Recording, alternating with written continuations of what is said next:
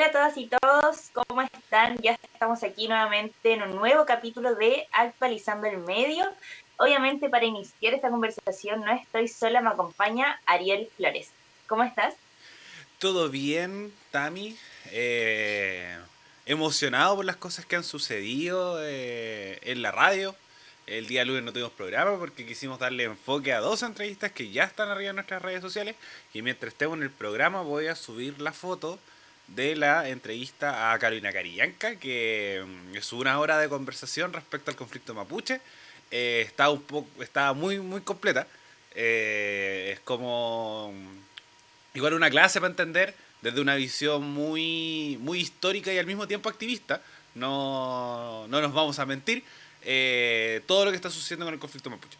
Entonces, una entrevista muy completa. Y también está la entrevista de la semana pasada con Morín Iraola, donde eh, donde nos contaba un poco qué es el STEM y cómo se relaciona directamente la educación, la ciencia y un activismo directamente relacionado con mujeres, niñas y sobre todo niñas y adolescentes. Que quedó muy interesante esa conversación que tuviste tú, Tami, con Maureen, que lo pueden escuchar en el programa de la semana pasada, pero también para su mayor comodidad está solita en nuestro canal de YouTube y de Spotify. También estamos trabajando para que ya desde el principio, o sea, ir contando las cosas que estamos haciendo. Hoy día en la mañana al segundo foro de economías indígenas. Ya estamos muy indigenistas con el tema, así que vamos a subir una nota. Estuvo el expresidente, el que ya de nuestros tiempos, me acuerdo cuando íbamos en la media, el ex candidato presidencial Alfredo Sfeir. Se había perdido la vista Alfredo Sfeir. Ahí voy a conversar con él. Y y hay una nota respecto a esto y ojalá pueda entrevistar al presidente ejecutivo, que es una muy buena persona, que también es mapuche, que se llama Félix Teupul, que ojalá se conozca más estas instancias, que la plurinacionalidad no se vea solamente en el papel y defendamos la plurinacionalidad cuando es el apruebo y el rechazo, sino que en todo momento. En todo momento y en toda instancia, y creo que la economía es un punto súper importante, sobre todo de cómo lo ven, y lo voy a profundizar mucho más cuando hablemos del segundo tema del día de hoy, que es la COP27, y también vamos a hablar sobre la crisis del Partido de la Gente, donde hay cónclaves, declaraciones cruzadas, querella, pelambre. Puta, no. ¿Qué más les voy a De todo. contar? Mejor. Sí, se viene un programa bien intenso porque hay mucha información, mucha novedad y como decías tú, Ariel, esta semana ha estado bien activo el contenido por nuestras redes sociales. Se viene más activo aún con lo que anuncias de la nota. Así que para que ahí también puedan revisar nuestro Instagram, que es la fuente principal, más directa, donde nos podemos comunicar y donde está más activamente el contenido que realizamos para que ustedes se informen también de otros temas, aparte de los que hablamos en el programa. Así que para que tengan ahí de todo un poco y estén siempre informados. Pero bueno, como decía Ariel, hoy día tenemos dos temas, uno la COP27 y otro el Partido de la Gente, que vamos a partir directamente con este último, para que Ariel ahí nos cuente, nos actualice qué ha pasado con este partido que ha generado dolores de cabeza, generación de acuerdos, desacuerdo en el Congreso. Ahí el Partido de la Gente pareciera tener en las manos a los de derecha y los de izquierda, porque sus votos son claves, así que cuéntanos qué ha pasado con este partido esta última semana. Bueno, ¿por dónde? Bueno, ya sé por dónde comenzar. Todo iba relativamente bien hasta que empezó a ir relativamente mal. El Partido de la Gente, como lo habíamos comentado desde un principio, como desde que nos fueron a molestar a nuestro video más visto, gracias, Partido de la Gente, eh, teníamos un poco esta sensación y siempre lo comentábamos, me acuerdo en esos tiempos mucho con la Vane, que teníamos mucho esta postura, que ojo con los independientes.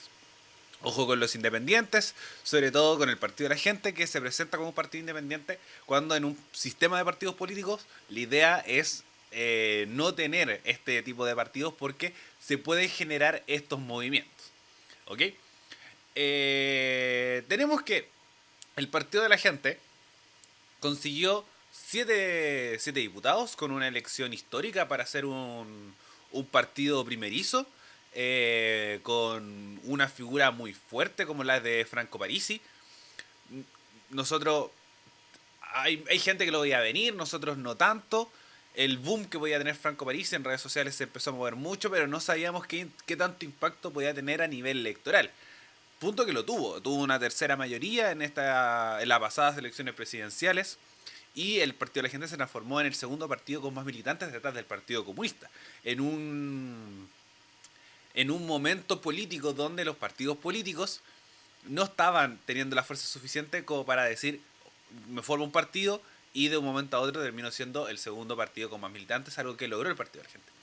Entre medio con muchas críticas, con personas esperando la llegada de Franco Parisi, cosa que nunca sucedió y hasta el día de hoy no ha sucedido. Una defensa férrea a lo que sucedió con Franco Parisi, producto de que fue un personaje con muchas críticas entre medio. Y esto hace un poco que las cosas se empiecen a generar ruido. Llegan a elecciones parlamentarias y consiguen 7 parlamentarios. ¿Ok? Eso es un poco el contexto de dónde está el Partido de la Gente. Ahora llegamos al mes de octubre, a principios... Bueno, llegamos al mes de noviembre, a principios de noviembre, donde está la elección de... Miento, vamos más adelante. Llega marzo y el Partido de la Gente se posiciona como una bancada que puede generar movimiento, y se sabe ya que por la confección del Parlamento va a ser un partido bisagra. Que son los partidos bisagra los que mueven la aguja para un lado o para el otro con sus 8 votos. Si es que tomamos, por ejemplo, todo socialismo democrático y toda prodignidad, y si es que uníamos a Chile Vamos con los republicanos. Entonces, con eso se formaba un empate técnico, y la diferencia le iban a generar los votos del PDG.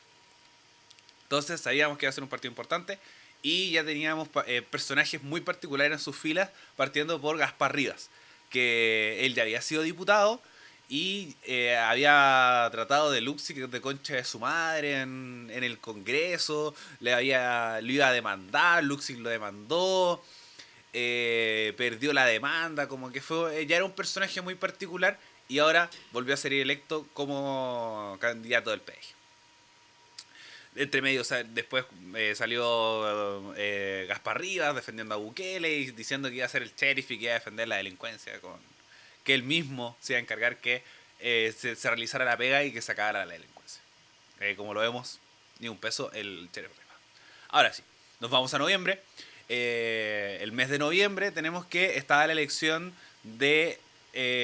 o la renovación un poco de la presidencia de la Cámara, que teníamos a Raúl Soto, que había renunciado, y según el acuerdo que se había pactado en marzo, con el PDG incluido, como mencionaba anteriormente, tenemos que el PDG, con la derrota del apruebo, empezó a generar dudas. Y al mismo tiempo el Partido Comunista ya generaba conflictos dentro del PDG y sobre todo de Franco Parisi. Entonces, dudas, conflictos, y ahí donde ya empezamos a ver que el PDG se iba a transformar en algo importante dentro de esta elección. ¿Ok? Entonces, como ya lo había mencionado la semana pasada, que llevó un poco a la conversación del día de hoy, hubo un quiebre en el PDG. 4 votaron por Vlado Milosevic y 4 votaron por Miguel Ángel Calisto. O 3 creo que votaron, 4 por Vlado Milosevic y 3 por Miguel Ángel Calisto. Lo que hizo que Vlado Milosevic se transformara en presidente de la Cámara de Diputados y diputadas. Algo que generó un conflicto muy grave en el PDG, y ahora es donde se empieza a transparentar un poco lo que podía llevar a que tanta gente distinta estuviera en el Partido de la Gente. Primero está Rubén Oyarzo, que fue uno de los principales voceros, incluso sonaba como posible presidente de la Cámara, junto con Víctor Pino, que era también uno de los que sonaba para que la derecha moviera los votos con el PDG como bisagra entre la derecha y el centro. En este centro un poco más populista, como vamos a ver el PDG. Entonces tenemos que anunció que se iba a querellar contra la también diputada del Partido de la Gente, independiente con cupo del Partido de la Gente, Gloria Ney Villán, que acusó al gobierno de ofrecer cargos y apoyo judicial a aquellos diputados que votaran por Vlado Milosevic para convertirse en presidente de la Cámara. Y señala que acusa del trabajo asqueroso del gobierno. El trabajo que hizo el Poder Ejecutivo a manos de Ana Lía Uriarte y otros ministros de pirquinear votos, ofreciendo todo tipo de cosas para que las personas votaran por Vlado Milosevic, fue asqueroso. Un poder tratando de meterse en las decisiones de otro poder es algo que nunca se ha visto de forma tan descarada. Por otra parte, afirmó que se ofrecieron puestos en el gobierno para familiares de diputados que votaran a favor de Vlado Milosevic. Y apoyo para terminar con los problemas judiciales de algunos diputados. Por su parte, Rubén Oyarzo descartó los dichos de la colega de la bancada y la llamó a aclarar estas acusaciones. Están mintiendo, hay una mentira que no corresponde. Aquí vinimos a hacer política y no a andar mintiendo y levantando cagüines que no corresponden. En tanto, la ministra Uriarte fue quien, aludida por Ney Villán, no quiso referirse al respecto. Prefería dejar aquellas muestras de aquellos sectores que no han sido derrotados al margen, para no contaminar día tan especial y tan bueno para el gobierno. Otro punto importante que teníamos aquí entre medio es que Gaspar Rivas no votó de la sala y se retiró, no emitió su voto y se retiró de la sala. No estaba disponible para que la izquierda ocupara la testera. Sin embargo, también cuestionó la primera opción del PDG fuera Víctor Pino. Según su posición, su colega de bancada debió haberse inhabilitado producto del conflicto de interés al ser parte interesada y negociadora. Él negoció desde un principio su propio nombre, a pesar de que la bancada se lo indicaba que estaba negociando por un cupo y no por un nombre. Por último, para que tengamos los nombres considerados, tenemos que Rubén Oyarzo, Karen Medina y Francisco Pulgar votaron por Vlado Milosevic, y por otra parte, Giovanna Humada, Gloria Villán, Víctor Piro y Roberto Arroyo votaron por Miguel Ángel Calisto de la Democracia Cristiana. Como vemos, hay ya cositas, conflicto, declaraciones cruzadas por allá, por acá. Por lo menos aquí ya escuchamos 3 declaraciones cruzadas que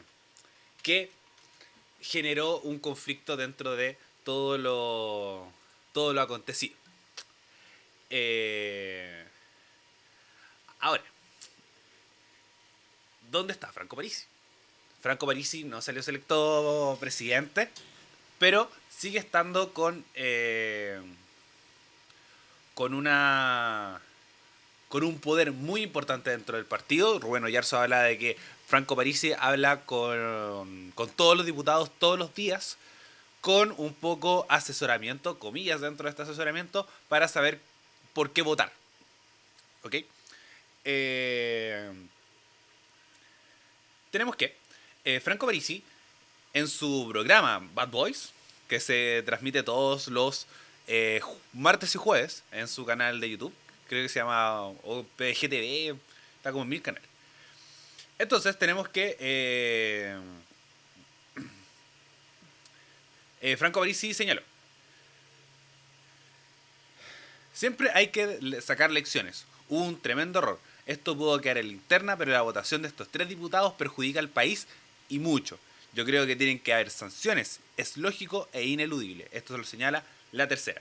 Sin embargo, Parisi precisó que no hicieron nada que rompa alguna ley o norma de partidos políticos o del partido. ¿Por qué? Porque la decisión del voto es individual de cada diputado y no puede haber orden de partido. Sin embargo, la decisión que tomaron daña al partido, porque vemos la fuga de la gente del PDG, que eso también daña a Chile. Creo que tiene que haber una sanción. Lo más probable es que se pida la renuncia a alguno de ellos, no lo sé. No tengo injerencia allá, pero es lógico. Tiene que analizarse los comentarios que hicieron públicamente algunos diputados porque manejaron mal la situación. Tras pedir sanciones a los legisladores que ya fueron removidos de las comisiones en las que participaban por apoyar a Vlado Milosevic, y que serán llevados al Tribunal Supremo de la Tienda para terminar los castigos. Añadió: tengo aprecio por cada uno de ellos, pero aquí dañaron al partido porque pusieron sus intereses primero. ¡Ja! Verso. Críticas al nuevo presidente de la Cámara. Parisi no solo se quedó con la solicitud de sanciones para los diputados, sino también que hubo duras palabras para Vlado Milosevic. En esa línea, no me cae mal a mí, es simpático, medio flojito, nada personal. Muy a su estilo Franco Parisi. Y para concluir, tenemos el típico wikito revolucionario de zapatillas Nike, Starbucks y iPhone 14. Pero encuentro que le hace mal a Chile. No es muy inteligente, un tipo normal. Pero va a facilitar que el presidente Boric haga tonteras políticas, económicas y sociales. estimó Parisi respecto al nuevo presidente de la Cámara. Por ello cuestionó la votación de miembros del PDG y preguntó ¿cómo llegamos a cometer este error? Ya que a su juicio todo el PDG tenía claro que no podía votar por Vlado Milosevic y porque creo que es malo para la Cámara, porque él es octubrista, él validó la violencia, estuvo por la plurinacionalidad y estuvo por regalarle Arica a los incas. Así que en términos generales hay otras entonces como Parisi muy a su estilo disparando en contra de los miembros del PDG y de Vlado Milosevic. Así que esa es la información que tenemos. Esa alta información de todo lo que sucedió en el PDG. Y un poco, bueno, y después vamos a ir con opinión, pero como darte el paso a ti, Tami, ¿qué opinas de todas estas conversaciones? Además de si tienes algo más de información de todo lo que sucedió con el Partido de la Gente y Franco Parisi. Bueno, yo creo que ha pasado una semana muy intensa definitivamente para el Partido de la Gente, que no se veía venir. Y lo que más me llama la atención en ese sentido, para mezclar información y un poco de análisis ahí político, y el Partido de la Gente siempre se ha definido con que no son ni de derecha ni de izquierda, sino que tienen este foco de intereses, de que el interés de la ciudadanía siempre van a velar por el interés de la gente, partido de la gente, por lo mismo tiene, como decías tú, es el segundo con más militantes después del Partido Comunista.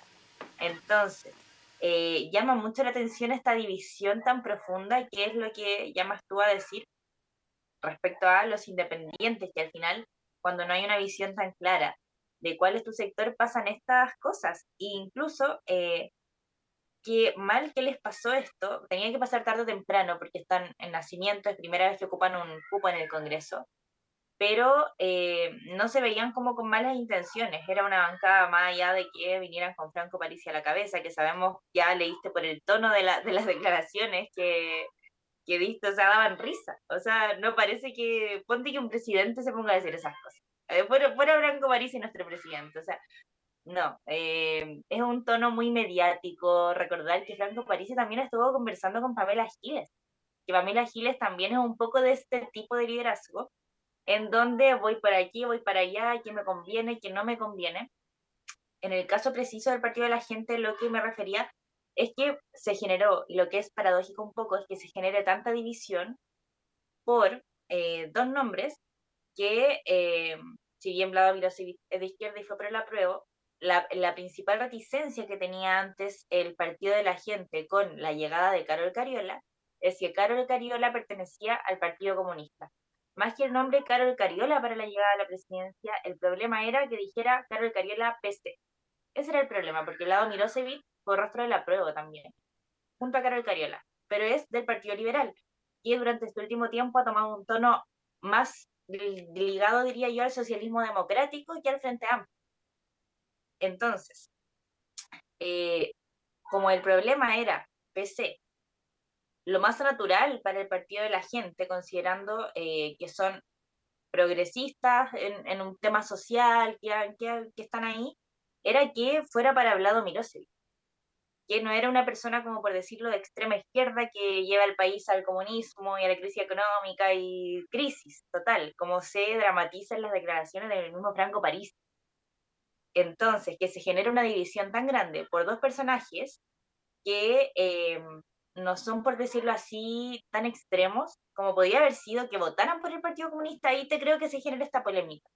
Porque pese, con todo lo que ha pasado hoy día, todos están como el PC está vetado. De hecho, Carol Toriel habló como de una ley maldita, recordando a la ley que se generó en los años 90, no, antes, 1900 y algo. Ahí El, busca el dato, que le demos el dato a la gente el, de la ley maldita. en No los sé si te acuerdas tú. 50 fue González Videla, González Vidal. el No me presidente. acuerdo qué años.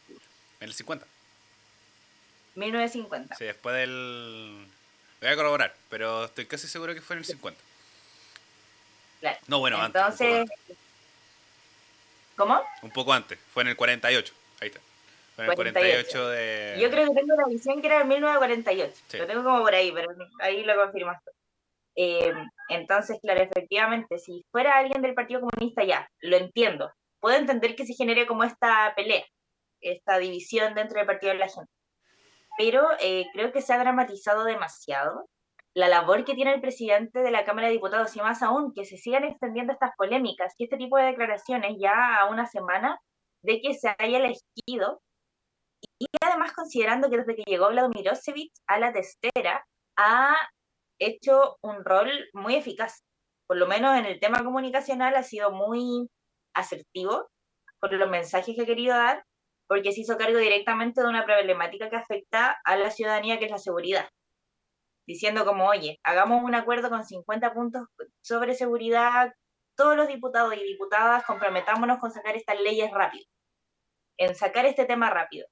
Pasó lo de Renan Linco también, que le interrumpió en su primer discurso también, propuso sancionar con el 100% de la dieta parlamentaria a diputados que generan este tipo de acciones que son muy recurrentes en el Congreso, o sea, no son acciones que pasen una vez, siempre hay un diputado o una diputada que de repente sale con cualquier ahí exabrupto frente a cualquier tema que vaya en contra.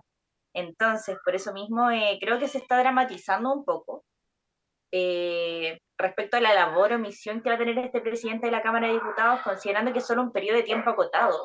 Debería durar 6 meses, pero siempre la duración se ve, pero es un aproximado, digamos que es como un semestre, pero ahí se tiene que ir conversando y generando un nuevo acuerdo para qué va a pasar con el siguiente presidente, y es una labor muy mediadora, finalmente. El que haya un presidente de la Cámara de Diputados ahí sirve para que los proyectos se pongan en tabla, qué tipo de proyectos se pongan en tabla y que organice la discusión legislativa. Por lo tanto, si analizamos las declaraciones que leía Soriel de Franco París, definitivamente, o sea, en que no, Chile no está en la crisis, Chile no se va a ir al abismo. El presidente como líder tiene la labor de conversar con todas y todos, no puede hacer lo que quiera como un autoritarismo. O sea, es imposible, no se puede por ninguna forma. Entonces se está dramatizando demasiado esta situación, y sin duda las declaraciones y las acusaciones que se le hacen directamente a estos 3 diputados, dentro de ellos Rubén Oyarzo, es sumamente grave que una diputada en una conferencia de prensa se ponga a decir que le ofrecieron cargos políticos a la familia de Rubén Oyarzo. De hecho, leí por ahí una declaración que decía que hay como una diferencia entre la señora de Vlado Milosevic y la señora de el mismo Rubén Oyarzo, como que fueron muchos ataques, y recuerdo también, tengo muy claro, cuando se generó la elección de Vlado Milosevic, que esta diputada, Navellán, estaba dando la conferencia de prensa diciendo esto, y Rubén Oyarzo estaba por el lado diciendo, eso es mentira, eso no corresponde. Entonces fue una dinámica muy, muy intensa. De hecho, ya fue expulsado de la bancada un diputado del Partido de la Gente, que el nombre lo tengo por aquí, lo voy a buscar. Eh, y bueno, se está evaluando qué se hace también. Ahí también tenemos que evaluar las proyecciones dentro de esta colectividad, de qué va a pasar, porque es un quiebre mitad y mitad. Entonces, la verdad suscita mucho la atención, llama mucho la atención qué va a pasar, porque es un quiebre muy grave, porque acusar de, o sea, que te van a meter a tu familia a trabajar, que compraron tu voto, eh, y que hiciste lobby como muy intenso con costos personales a tu favor, son acusaciones graves. Por lo mismo, Rubén Oyarzo está de la mano con un abogado presentando la querella, apoyado legalmente, y de solicitar que esta diputada Navellán sea expulsada. ¿Qué va a pasar? No lo sé, porque tenemos que, bueno, dentro del Partido de la Gente hay una interna, pero por otro lado también están las declaraciones de Franco Parisi, que es más como un opinólogo, más que tenga una incidencia directa en el Partido de la Gente. Él da su mirada, su opinión, pero la realidad está dentro del Congreso, quién es la jefa como de la bancada que toma las decisiones. De hecho, esta misma jefa de bancada suspendió a los que votaron por Vlado Milosevic, los suspendió de las comisiones que estaban trabajando, quedaron suspendidos. Entonces es una situación bien crítica que generalmente la vemos mucho en partidos tradicionales. Siempre, por ejemplo, en la DC o en la UDI, cuando fue los retiros del 10%, o Renovación Nacional, diputados que votaban a favor, decían ya, tribunal del partido para ver qué pasa con este diputado, porque son partidos que tienen una dinámica muy clara de cuáles son sus principios, cuáles son sus valores clave respecto a un proyecto de ley y otro. Y creo que se hace mucho más complicado el panorama justo en este partido, cuando los límites no son tan claros. Soy el partido de la gente, hago lo que la gente quiere, pero no toda la gente piensa igual. Entonces no sé cómo ves tú, Ariel, ahí cómo se va a comportar esta dinámica, porque van a tener que tomar una decisión. O sea, queda periodo de Congreso todavía. Estas polémicas no van a ser solo de hoy, se van a repetir mínimo muchas veces, van a estar en disputa muchas veces. Y por ejemplo, ahora se viene la reforma previsional, que por parte de la derecha están muy opositores, pero por el centro que sí, que no, que sí, que no. Y al final es un proyecto clave que podría definitivamente avanzar en un tema que no se ha podido avanzar en todos los años desde que se iniciaron las AFP. Entonces, ¿qué crees tú? ¿Cómo se van a definir también? ¿Cómo veo una posible solución a que este partido se une? Porque esos votos también son claves para cualquier proyecto de ley, y ese es el tema. Y en sus manos está la decisión de cualquier cosa. Muy buena pregunta. Y la solución es que se disuelva el PDG. No, al contrario. No, Es que eso, que la idea es que se unan, porque estaba leyendo que se reunieron en Viña del Mar. Tuvieron 2 reuniones. Y bueno, para complementar información. La ley maldita efectivamente fue en 1948. No estaba tan perdido en historia. Y el diputado Pulgar fue el que fue expulsado del PDG. Él siguió participando de estas reuniones. Y la problemática que están teniendo un poco en el PDG y el susto que también está en el PDG es la fuga de militantes. Que es que un poco se diga que estos militantes digan, no, yo no quiero ser parte de un partido que vote por los comunistas y no sé qué, y se terminen saliendo. Ya, entonces, siguen habiendo conflictos internos, por ejemplo, según señala la tercera, que es que 3 parlamentarios militantes, que fueron Rubén Oyarzo, Karen Medina y Francisco Pulgar, se declararon en reflexión por la permanencia en el partido, y tras este episodio hubo 2 reuniones consideradas durante la jornada de ayer. Esto fue publicado el día 15 de noviembre. Llámese ayer miércoles. Entonces esto fue el martes. La primera fue como bancada y la segunda fue el encuentro en Viña del Mar, instancias en las que discutieron todos los temas conflictivos. Si bien hubo tensión en la cita donde los presentes, incluso se habló de matonaje y algunos interlocutores levantaron la voz, lo cierto es que una vez concluido el encuentro acordaron volver a reunirse con el objetivo de ir dejando diferencias de lado y fortalecer la unidad. Aunque las discrepancias todavía no han sido resueltas, el ánimo que imperó fue el de continuar dialogando. Eso motivó a que incluso Rivas y Oyarzo sostuvieran a la tercera PM que no renunciarían al partido pese a la molestia inicial que manifestaron, mientras que Medina dijo seguir en reflexión. Valoro que ayer nos juntáramos, falta todavía solucionar los problemas, sin embargo vamos en vía de las soluciones. Quiero agradecer estos días de reflexión a las bases, a la gente que me escribió y apoyó con mi decisión, y la gente que no estaba de acuerdo con mi decisión, pero que me respeta y que me pidió que me quedara en el PDG. Y es por eso que yo continúo en el partido, voy a seguir dando pelea, dijo Rubén Oyarzo. Mientras que Rivas afirmó por ahora que se queda en la colectividad. Yo todavía sigo siendo partidario de buscar todas las vías para recomponer las confianzas y las armonías dentro de la bancada. Aquello tiene que hacerse dejando de lado los revanchismos de uno u otro sector. Debemos hacer todo lo posible para no salir de la bancada y no retirarnos del partido. En tanto, Medina señaló, tenemos que seguir teniendo reuniones analizando el quiebre interno, obviamente subsanar. Estamos hoy con toda la disposición de arreglar nuestra situación interna como bancada. En 1, 2 o 3 reuniones vamos a ver dónde se apunta y si hay disposición de superar la crisis. Ahí voy a tomar decisiones. Este es el párrafo que me pareció más interesante de esta nota. En el PDG transmiten que deben salvar el proyecto político y por lo mismo quieren subsanar lo antes posible este quiebre. Entre algunos legisladores existe la lectura de que Chile Vamos y el oficialismo están intentando capitalizar el desorden del partido con el objetivo de generarles un daño y evitar, comillas, daño, y evitar que sigan siendo competitivos en futuras elecciones. ¿Por qué me llamó la atención este párrafo? Porque buscan salvar el proyecto político. ¿Y cuál es la pregunta que uno se hace aquí? ¿Cuál es el proyecto político del partido de la gente? Desde mi opinión, no existe el proyecto político. Por ejemplo, tomemos las 2 bancadas más grandes, en este caso. Apruebo Dignidad y Chile Vamos. Apruebo Dignidad hablan de un proyecto político, que es el proyecto político planteado por Gabriel Boric.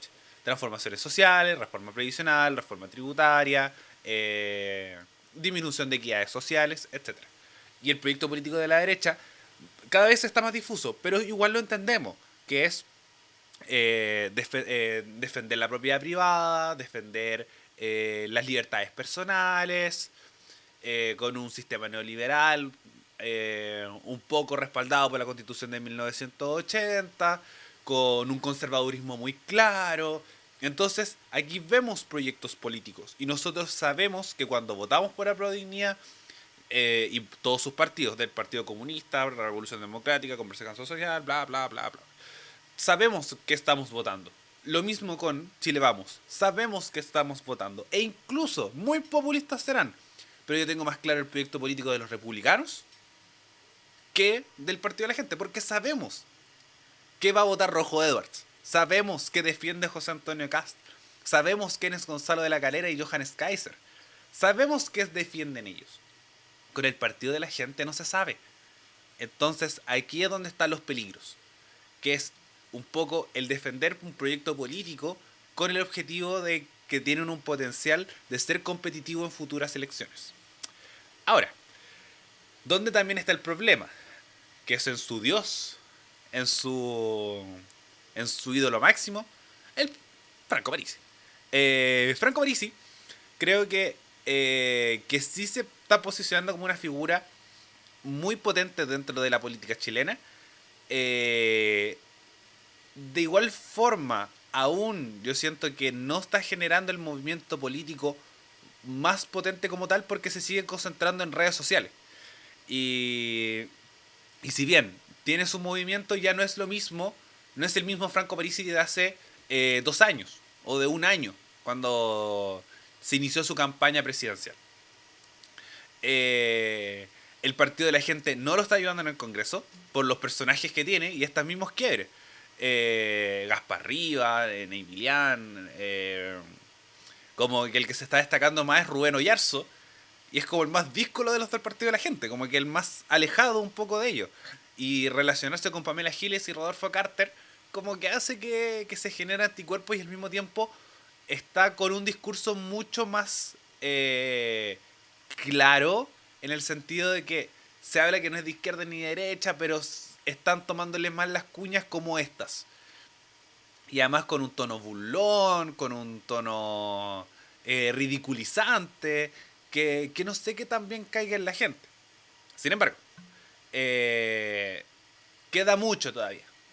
Sabemos que quedan 3 años para una próxima candidatura presidencial. No sé, por ejemplo, que entre medio tenemos la elección de alcaldes, la elección de alcaldes, de gobernadores, de concejales. Entonces ahí vamos a ver también cómo se consolida el Partido de la Gente. Muchas veces ha pasado, que por ejemplo le pasó al Partido Humanista, cuando salió electa Pamela Giles. El Partido Humanista, a ver, ¿a qué otros partidos les pasó? Bueno, el mismo Frente Amplio. Cuando el Frente Amplio consiguió escaños, después, con la elección de Beatriz Sánchez, con Giorgio Jackson, con Boric,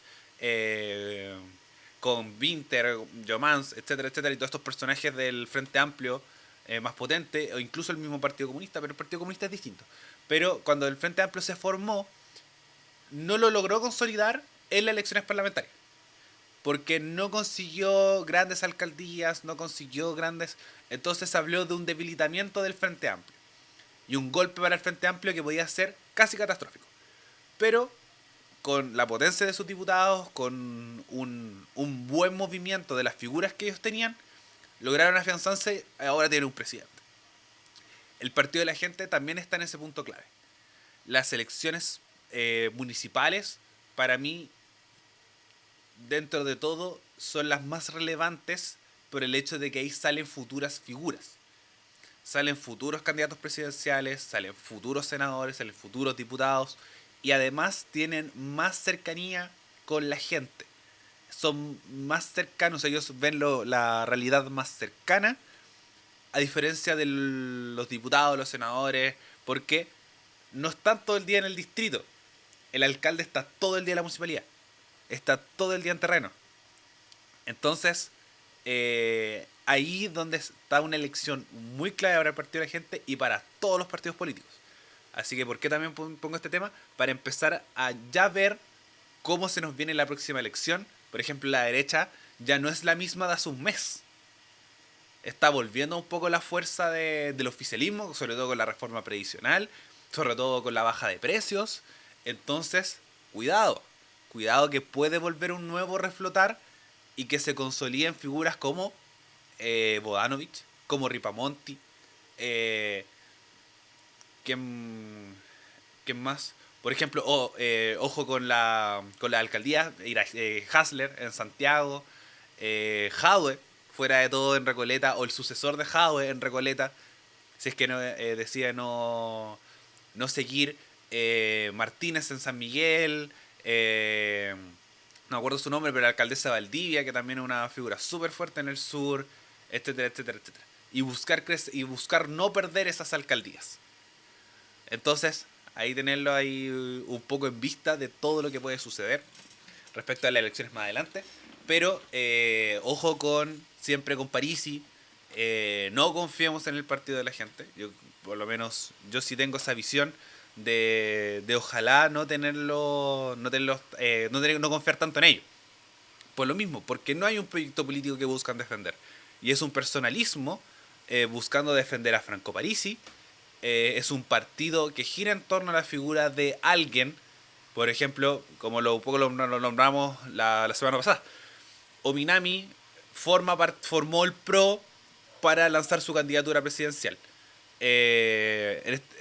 José Antonio Caz también un poco, pero ahora han salido un poco más figuras que le están haciendo el peso, pero sigue siendo un partido personalista, que gira en torno a la figura de José Antonio Caz. Lo mismo con Franco Parisi. El partido de la gente gira en torno a Franco Parisi. Y los militantes del PDG saben que es el partido de Parisi y se genera una idolatría. Lo que me sorprende mucho, hay una idolatría a Franco Parisi. Eso es súper peligroso. Súper, súper peligroso. Y al mismo tiempo están sus séquitos, los Bad Boys. Que al mismo tiempo siguen siendo súper burlones, súper irónicos. Un estilo CQC que ya pasó de moda. Con declaraciones falsas. Muchas declaraciones falsas en Sin Filtro. Este programa de... Porque me tocó investigar mucho las noticias falsas. Y las noticias falsas surgen a partir después de este programa. Surgen después de ver Bad Boys, surgen después de Sin Filtro, por estas mismas declaraciones. Con esto de poner en jaque el poder, cuando no lo consiguen. Y esa venta un poco no, yo te estoy escuchando y como yo te entiendo porque soy parte de los tuyos, directamente desde Birmingham, Alabama, persona tú que estás aquí, muy mirándolo hacia abajo, es muy problemático.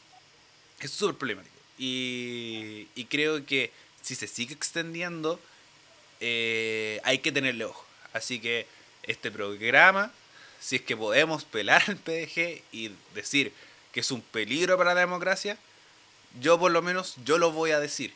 Porque sí creo que es un peligro para la democracia. Franco Parisi es un peligro para la democracia. Con estos personalismos, con esta figura centrada en solamente buscar poder, creo que es muy peligroso.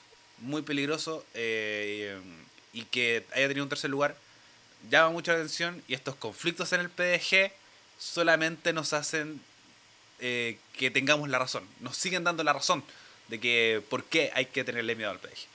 Así que eso, nada más que opinar por lo menos por mi lado respecto al PDG y al partido de París. Ah, no, sí, uno más. Algo prácticamente anecdótico. Que todavía no cambian su domicilio de la sede. No sé si lo habéis visto. Que la sede del Partido de la Gente es una tienda de empanadas ubicada en Enrique Olivares, en la Florida. Es verdad. Como que ya lo hicieron cuando inscribieron el partido y no lo han renovado. No tienen sede de partido.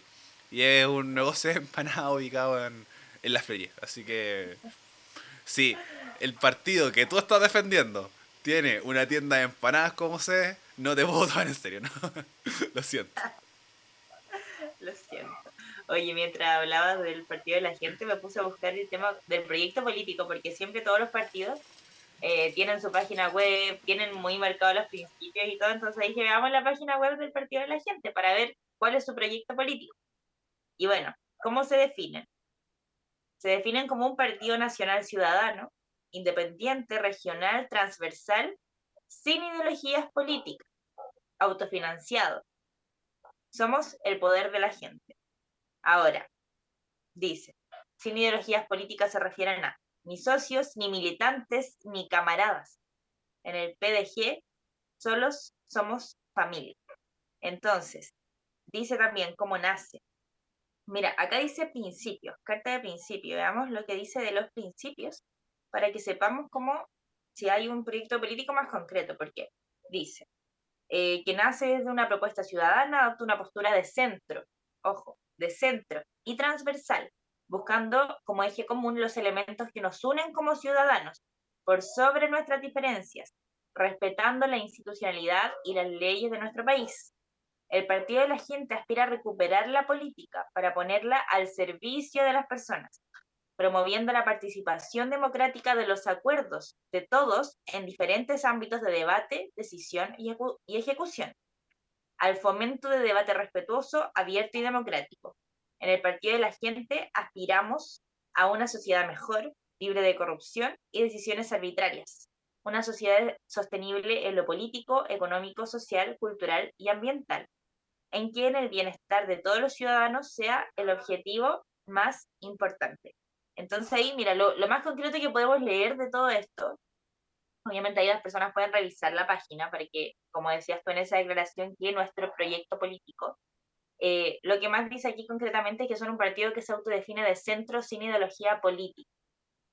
Pero el tema está en que yo creo que el gran problema más allá de los diputados que tiene el Partido de la Gente, porque creo que diputados, por ejemplo, como Rubén Oyarzo han demostrado un buen trabajo dentro de este tiempo, en lo que llevan en la Cámara de Diputados. Incluso han conversado con el Ejecutivo. Recuerdo que cuando comenzó este periodo, a mediados del periodo de este año, Rubén Oyarzo iba con una carpetita presentándole al presidente, dándole la mano, estoy dialogando, estoy conversando, estoy presentando mi propuesta. Eh, Creo que va de la mano más como del liderazgo de dónde nace el Partido de la Gente, porque si no estuviera Franco Parisi, si Franco Parisi no diera este tipo de declaraciones, considerar que es un candidato muy polémico, sacó, como decías tú, tercer lugar en una elección presidencial cuando ni siquiera vino a Chile, cuando tiene una deuda por pensión de alimentos. Entonces, por último, ya se lo merece, si viene a Chile, pisa del país, ya, que se merezca el tercer lugar, ya, da credibilidad, pero sacó el tercer lugar sin siquiera venir a Chile. Y eso es porque tenía propuestas muy rupturistas frente a los otros candidatos, o sea, propuestas muy poco tradicionales. Por ejemplo, recuerdo algunas de que ya los créditos hipotecarios no fueran con UF, sino con pesos. Él, desde la misma propuesta de Franco Parisi, salió, que después recogió Boris, cuando pasó a segunda vuelta, eh, el tema de disminuir los sueldos a máximo 5 millones dentro de la esfera del gobierno y los cargos públicos. Tenía propuestas muy rupturistas que la gente le hacían sentido, pero efectivamente con este tipo de discurso y este tipo de discusiones ligadas a que el país se va a arruinar por un personaje político que ni siquiera es de extrema izquierda, le quitan todo el peso a proyectos tan importantes que podrían estar encabezando en este momento los diputados del Partido de la Gente. Y tienen la capacidad de hacerlo. Y ese podría ser, por decirlo así, analizándolo muy de fuera como propuestas políticas, pero proyecto político lo vemos muy difuso y eso queda claro de lleno con las polémicas que pasaron hoy día. Porque, por ejemplo, en la DC, se sabe que la DC es de centro y que siempre va para allá y va para acá. Como que es un partido que constantemente juega de esa forma y está asumido. Como que todos sabemos que si uno vota por la DC va a estar de acuerdo en unas cosas y va a estar en contra de otras. Pero en el Partido de la Gente cabe considerar que también es su primer mandato.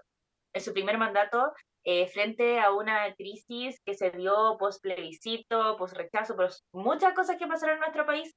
Este tipo de liderazgo llegó porque, bueno, obviamente está esta crisis política y si viene un partido que pone cosas como tan comunes que a ningún otro político se le ocurrió decir en su campaña, la gente va a decir, sí, pues yo soy del Partido de la Gente. Y eso responde a que haya tantos militantes que sea el segundo después del Partido Comunista. Pero yo creo que si son inteligentes los diputados, que creo que algunos de ellos de la bancada del Partido de la Gente tienen mucha capacidad para hacer buen trabajo, como nombraba, por ejemplo, Rubén Oyarzo, espero que no se pierda el foco. Luego de estos diálogos vamos a saber qué pasa, cómo se reestructura y que de verdad se definan por algo un poco más claro. Está bien, si se quieren establecer de centro, establezcanse de centro, pero de centro que se note. Muy, muy bien marcada como esa postura para darle seguridad a sus votantes, porque si uno, en estos 4 periodos que van a haber daño legislativo, ve que hay peleas de esta clase, en donde una diputada acusa una cosa, el otro dice que es mentira, que Franco Parisi viene a decir que el otro tipo es un flojo, que le da plata no sé qué, que no sé qué, que no estudió. O sea, ¿qué credibilidad te da? Pues como más tener una polémica. ¿Queremos eso realmente? No, pues queremos avanzar. Y si hay propuestas buenas dentro de este mismo partido, ojalá que los diputados se pongan las pilas de ahora en adelante en sacar esas cosas y trabajar codo a codo con el actual presidente de la Cámara de Diputados. Y finalmente, como sabemos, el Congreso hoy día está dividido. Estos votos hacen la diferencia y estos votos también y estas propuestas convocan. Así que esperemos como ver qué sucede tras estas reuniones y bueno, no sé si esta vez nos irán a ver los del Partido de la Gente, no lo sé, vamos a comprobarlo después de publicar este capítulo para ver si siguen ahí con los bots, que fueron muy poderosos en la campaña de Franco Parisi presidencia. Ahí vamos a saber qué sucede, pero creo que le dedicamos casi todo el programa a esto. Ariel, ¿me puedes decir Sí, cuánto vamos? Para saber 45 cuánto le minutos. damos a la COP. 45 minutos hablamos del partido. 45 minutos, entonces le vamos a dar de 15 a 20 a la A la COP COPS. 25. 27. Para que me quedé en el 2020.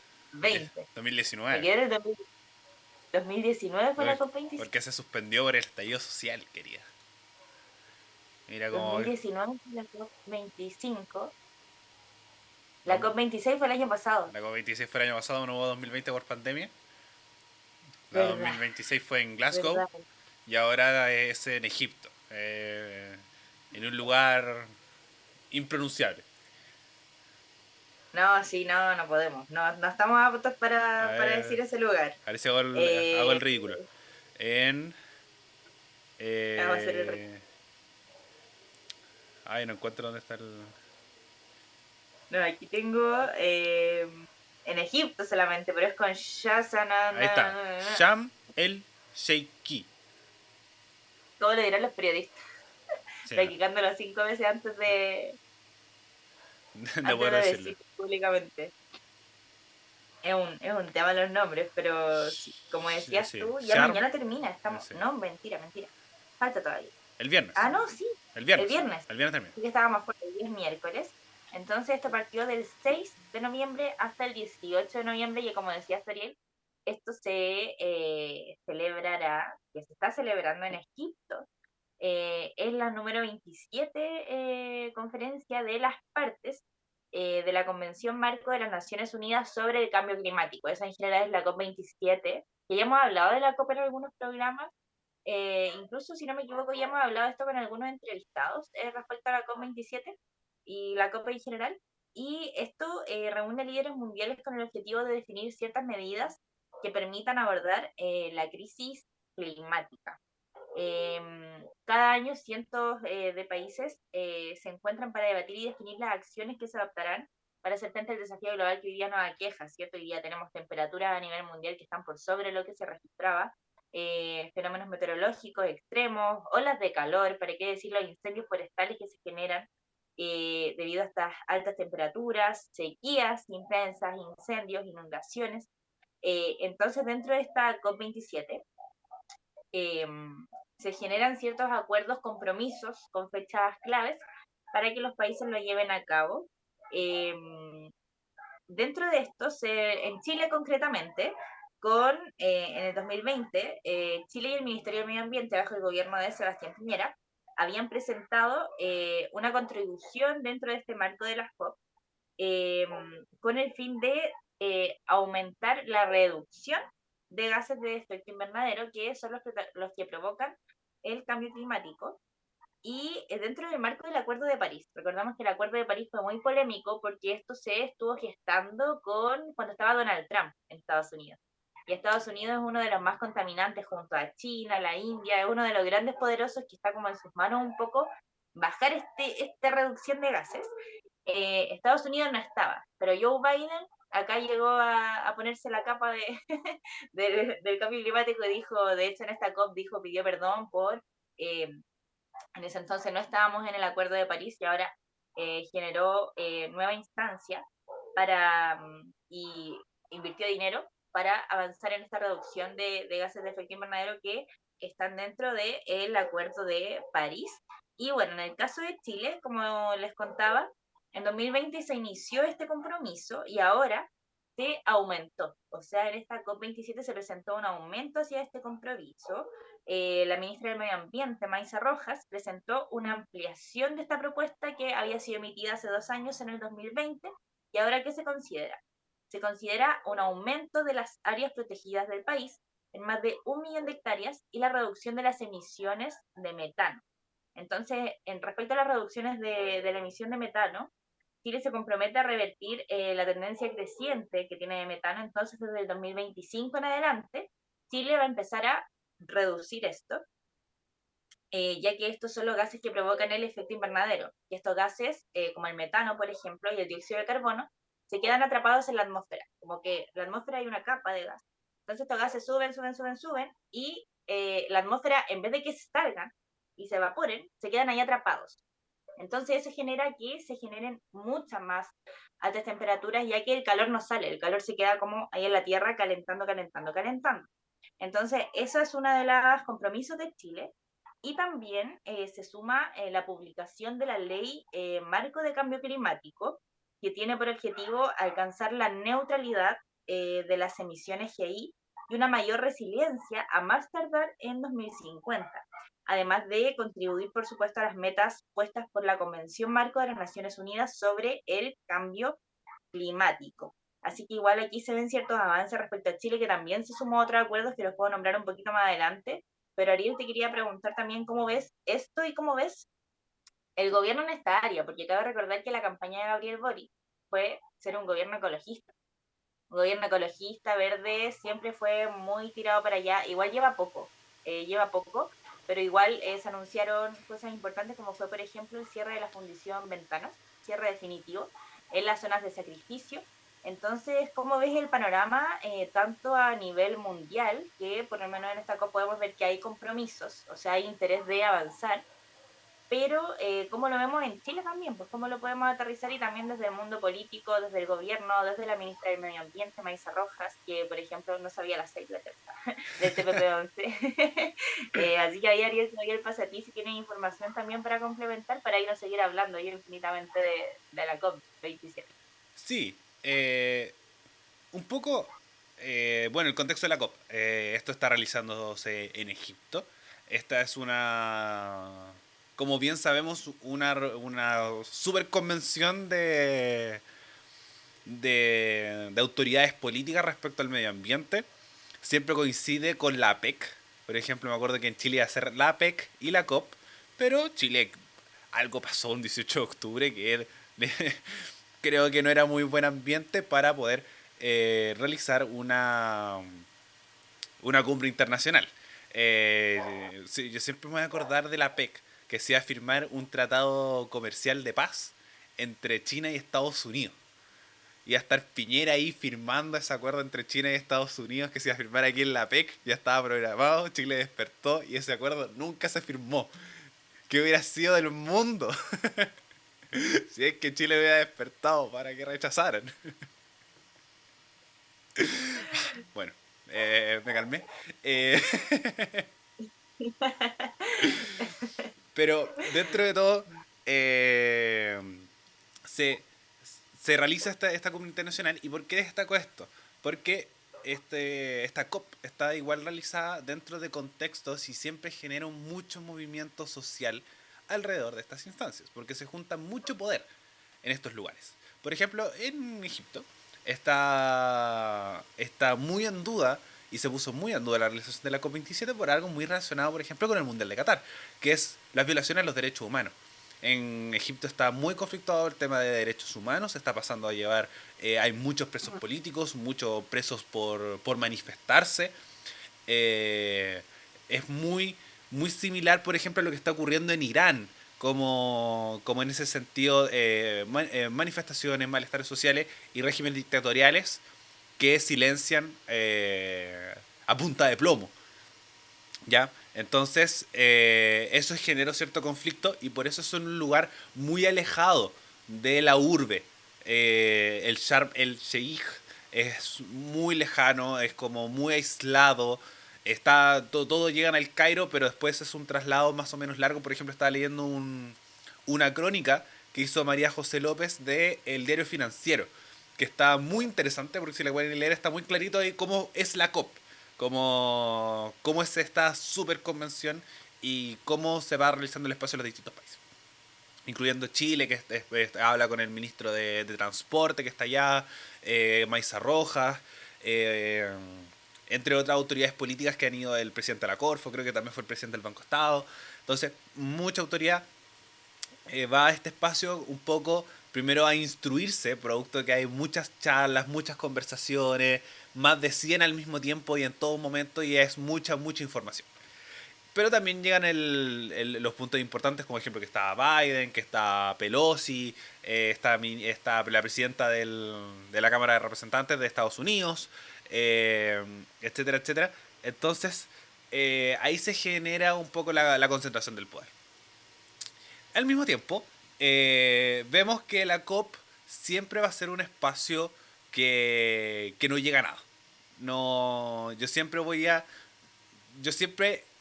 quedar de buenas intenciones, pero al mismo tiempo las Naciones Unidas no tienen el poder.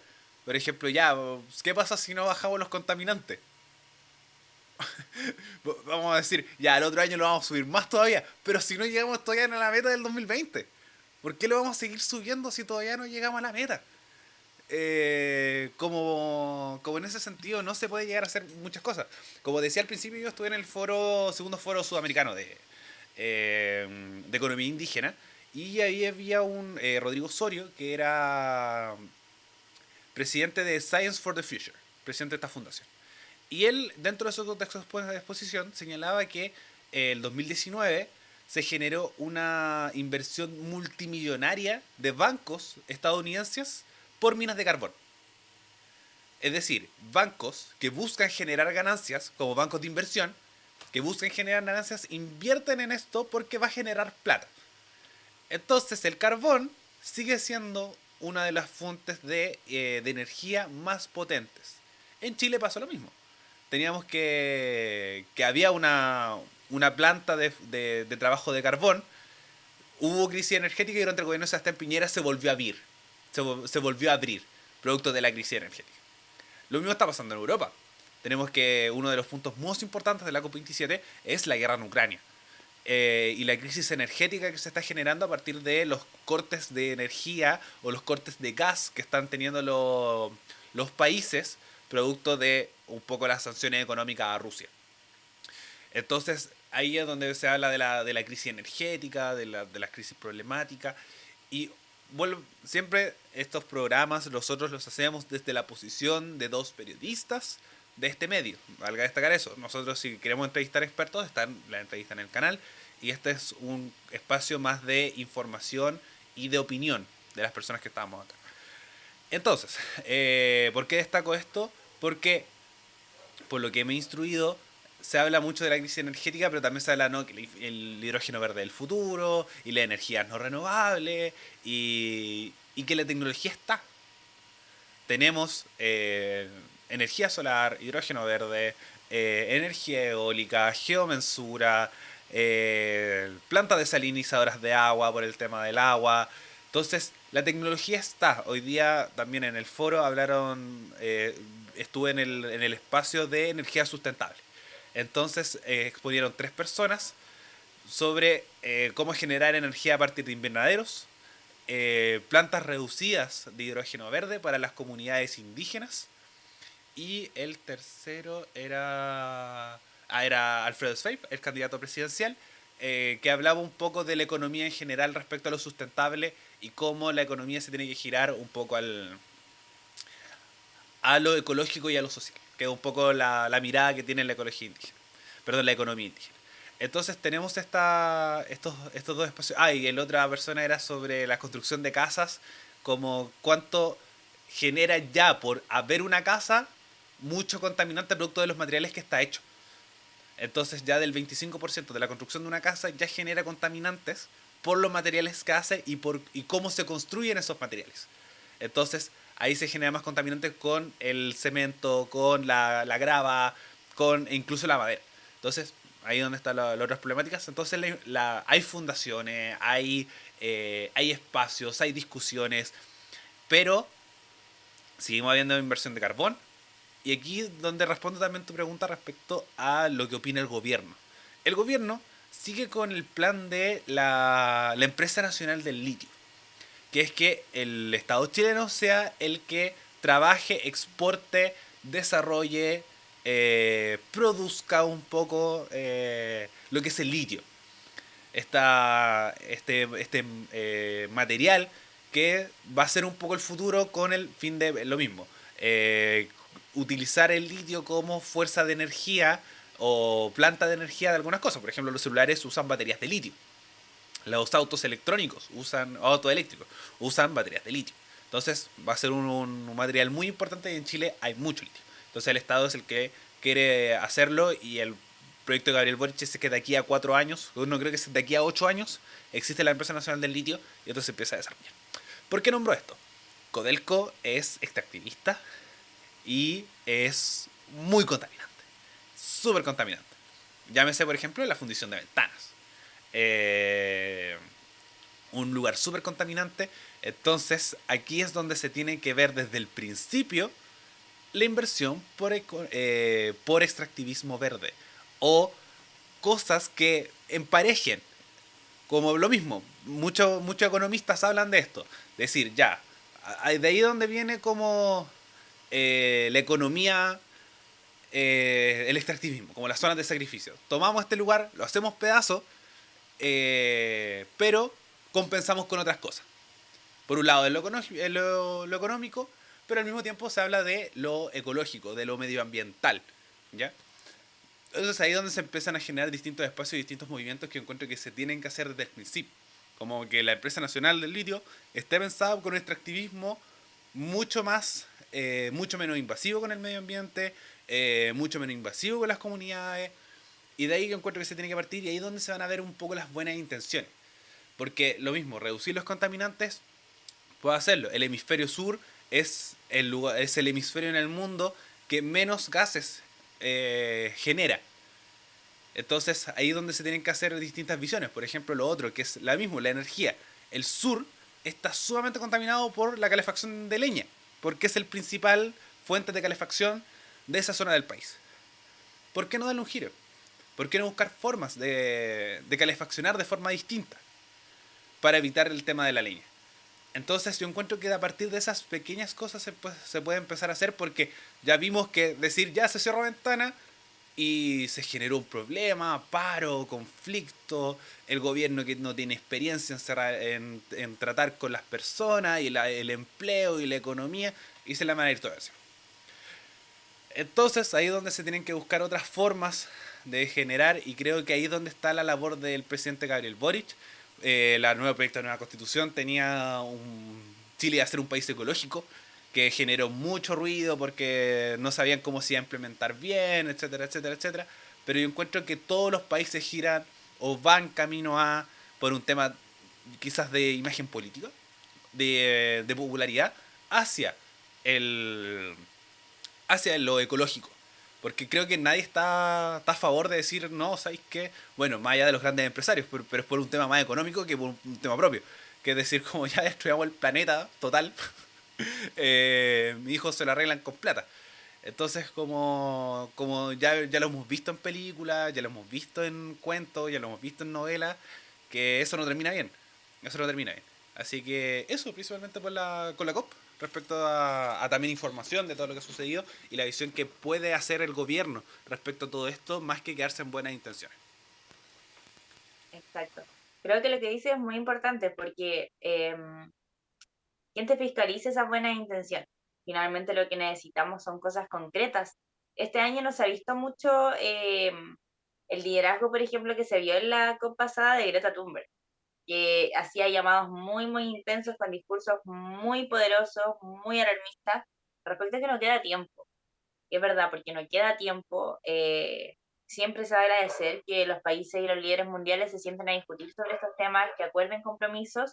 Y como decías tú, lo bueno, siento yo, es que se ha popularizado, es como, no quiero decir que es moda, pero mejor que sea moda. Aunque sea moda, no importa, que sea moda y que se repita.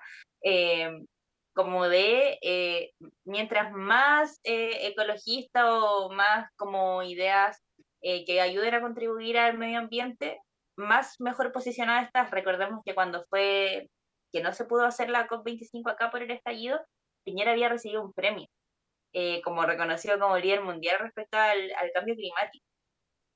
Eh, entonces, recordar que también en este gobierno al entrar, un tema como muy simbólico fue que Gabriel Boric firmó el acuerdo de Escazú, que Piñera no lo había hecho. Entonces decíamos, a ver, Piñera no lo hace cuando fue reconocido líder mundial, cuando la COP iba a ser en nuestro país y no lo fue, y no se firma este acuerdo, que las grandes potencias y grandes países están dentro de este acuerdo. eh, Son como señales, señales que hoy día, por lo menos para los líderes mundiales más importantes, es sumamente relevante que estén presentes. Dentro de esta área de líderes mundiales, también en la COP27, se han generado otros compromisos que tienen que ver más allá de las emisiones de carbono, que es donde se invirtió ahí harto dinero. Por ejemplo, en Estados Unidos, como decías tú, que bueno, con Donald Trump la historia era diferente. Si, por ejemplo, hubiera estado en este momento Donald Trump como presidente de Estados Unidos, quizás no estaríamos contando esto. Porque Biden anunció medidas y financiación para reducir también las emisiones de metano en Estados Unidos, y se disculpó Joe Biden públicamente ante la Asamblea de la COP27 por la retirada del país del Acuerdo Climático de París, que se había producido, como les contaba al inicio, en el periodo de mandato de Donald Trump. Y ahí Joe Biden decía que están invirtiendo más de 20.000 millones de dólares en la reducción del metano a nivel nacional, para hacer cosas como cegar pozos sin uso, fugas de metano, mejorar equipos industriales en los sectores del petróleo, etcétera. Entonces, también Biden ha ofertado en Egipto 370.000 millones de dólares contra el calentamiento global, la mayor cantidad jamás firmada en la protección medioambiental por este país. Y como les decía al inicio también, cabe destacar que Estados Unidos es el primer productor y consumidor mundial de energías fósiles contaminantes y el segundo país más contaminante del mundo después de China y antes de India y Rusia. Entonces, este es un tema que va de la misma mano con lo que hizo Chile, con lo del metano, tratar de reducir gases y todo esto, pero también hay una alianza internacional contra la sequía, que Chile también se hizo parte de esta alianza, que es liderada por los gobiernos de España y Senegal, en donde impulsaron la creación de esta alianza para la resiliencia ante la sequía. Y Chile es uno de los 29 países que ya anunció su adhesión y tiene como objetivo acelerar la acción climática y ayudar a los países para mejorar su preparación frente a las futuras sequías antes de el 2030. Y ahí España anunció que va a aportar 20 millones de euros adicionales al Fondo de Adaptación e impulsará 5 millones de euros para la puesta en marcha de esta alianza para la sequía. Entonces ahí tenemos un poco para que se hagan una idea de cuáles son los acuerdos, porque ya está a punto de cerrarse la COP y finalmente estos últimos días ya son como de negociaciones para decir ya qué tenemos en la mesa, qué hacemos, qué no, se establecen los compromisos y termina y todos para la casa hasta el otro año nuevamente reunirse, ver en qué has avanzado, ver en qué van estos compromisos, etcétera. Y ya para cerrar el tema, como Ariel decía, Egipto fue un lugar muy polémico. Esa fue una de las polémicas, decir esto se está haciendo en Egipto hay violaciones a los derechos humanos, hay presos políticos, hubieron manifestaciones dentro de la COP también, de activistas que estaban reclamando todo lo que mencionabas tú, Ariel. Y esa por una parte las polémicas como de Egipto como tal, y por otro lado, otra polémica que había era eh, la, ¿cómo se llama cuando alguien hace una publicidad? Como un auspiciador, que Coca-Cola es un principal auspiciador de la COP27, eh, que finalmente lo que decían que esta empresa ha sido elegida 4 años seguidos como la mayor contaminante de plásticos en el mundo por la organización Break Free from Plastic, ya que esta empresa, Coca-Cola, la que somos muy fanáticos, yo no mucho, pero por ejemplo ahí tenemos dentro de nuestro equipo la Gaby que ama la Coca-Cola, no Ah, sé qué más de nuestro equipo la ama, yo con pisco eh, nomás. que produce alrededor de 100.000 millones de botellas desechables de un solo uso al año. Esto lo pueden leer en una noticia que destacó EMOL frente a este tema. Así que esa ha sido una polémica que decían, oye, a ver, tenemos a Coca-Cola como auspiciador y mira lo que hace Coca-Cola. Y por otro lado, tenemos también otra polémica sobre los jets privados, porque los jets privados contaminan 14 veces más que un avión comercial.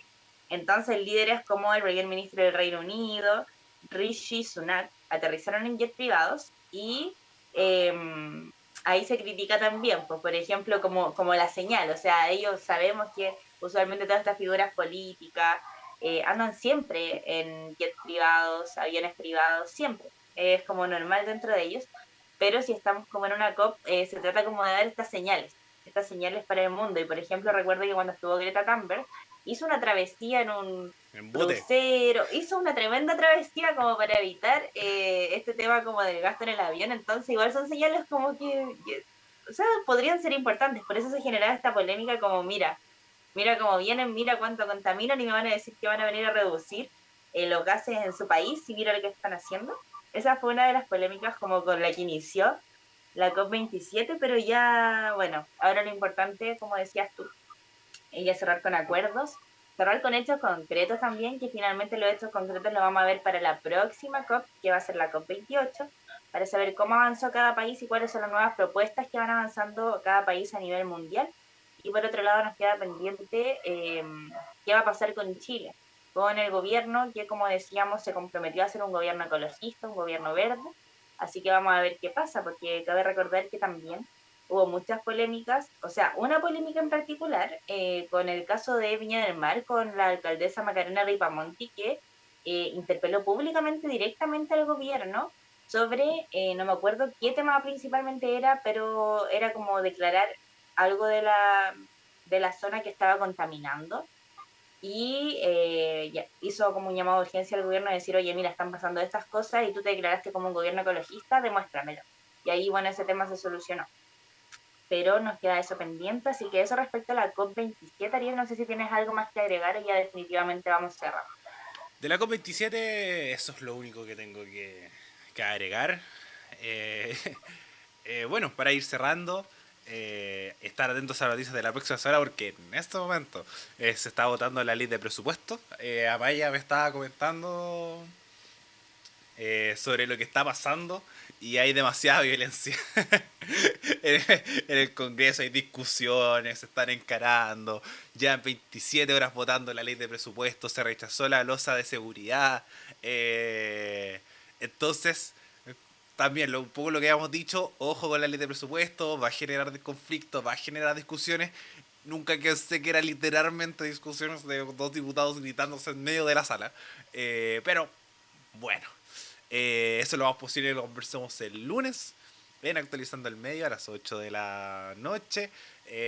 Como también los días miércoles, como también pueden recibir nuestros otros contenidos en nuestra página web radio.f5, radiof5.net, en radio.f5 en Instagram, Radio F5 en Facebook y en todas nuestras plataformas de audio que pueden escuchar nuestro programa y todas nuestras entrevistas. En Radio F5 en YouTube, Radio F5 en Spotify y Apple Podcast, donde pueden escuchar entrevistas a Carolina Carillanca, historiadora mapuche de la Universidad de los Lagos, donde hablamos sobre el conflicto mapuche desde un punto de vista histórico y también un punto de vista de una mapuche de la zona. Algo que nos faltaba en el canal y lo pudimos conseguir con una entrevista que hicimos a la Tami, una hora de conversación que un poco resume y condensa todo lo que todo un poco lo que ve el mundo mapuche de las distintas visiones, desde el punto de vista armado, pero también desde el punto de vista del diálogo y la comprensión.